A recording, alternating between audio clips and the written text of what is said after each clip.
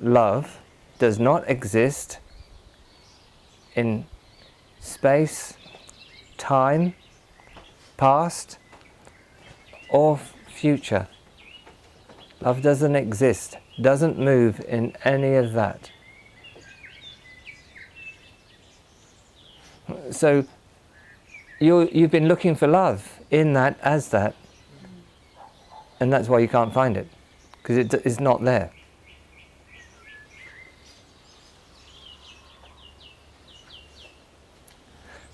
Wrapped up in the belief that you can be loved tomorrow. Wrapped up in the belief that you were loved last week, or 30 years ago when you had your first awakening.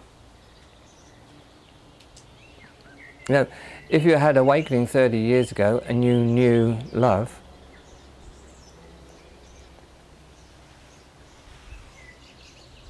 you opened beyond space and time. And you came into what you already are, which is love.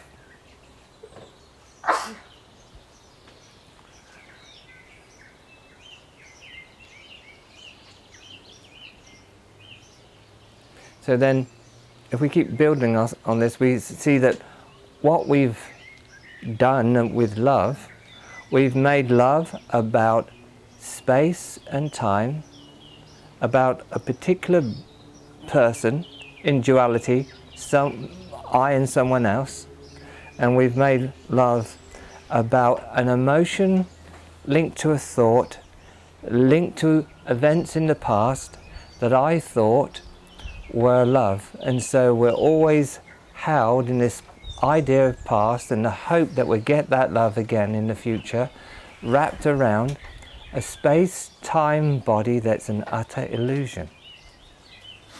And yet all this is appearing in a vast space of love.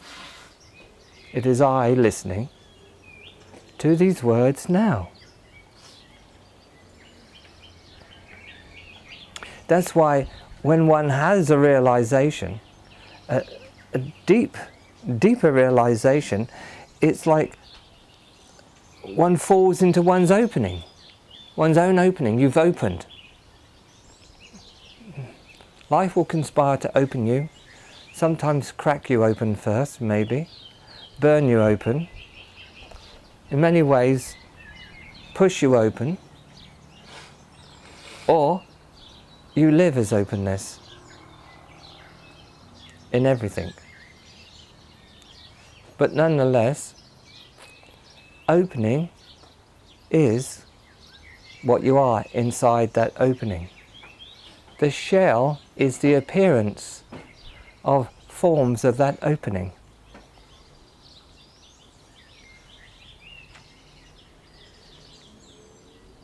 So if we look, we relate to love as other, as a feeling, as a sensation,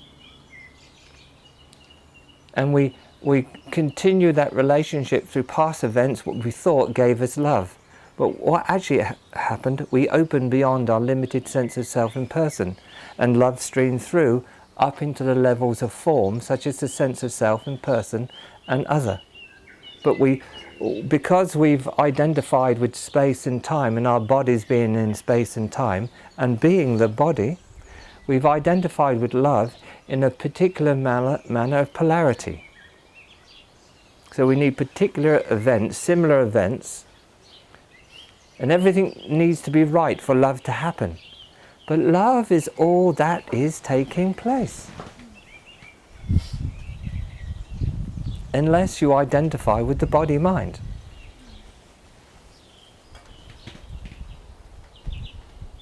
And when you discover this love is warm, and you say to someone, maybe you say, I'm warming to you, which means I'm opening to what we are communing together. The opening is that we're discovering as beingness, we're meeting in a deeper place, this place, and that's streaming up and animating our communion together. This is why when a beloved body drops away, it only drops into openness. And the beingness of that person, that being, is still very much now more in the openness than you perhaps realized when that individual had form. But now you'll have to drop into the openness. The tendency is to remember that person in terms of their body, in terms of activities, in terms of being together through the body. So you miss them. They could be standing in front of you in the invisible and saying, look, but I'm here. But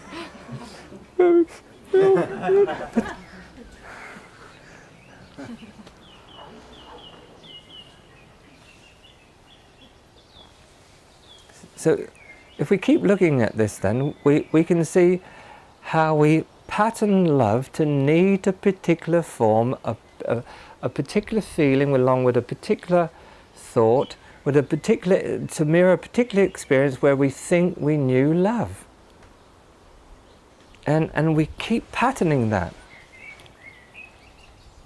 But love is the opening in which the outpouring love forms the universe, and it is I listening to these words now.